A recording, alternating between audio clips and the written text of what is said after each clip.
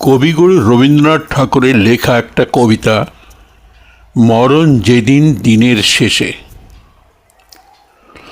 মরণ যেদিন দিনের শেষে আসবে তোমার দুয়ারে, সেদিন তুমি কি ধন দিবে উহারে?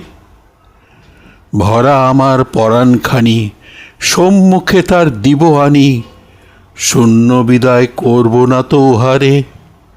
মরণ যেদিন আসবে আমার দুয়ারে।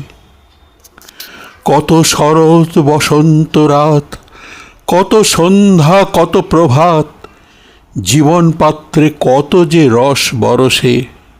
কতই ফলে কতই ফুলে হৃদয় আমার ভরি তুলে, দুঃখ সুখের আলো ছায়ার পরশে।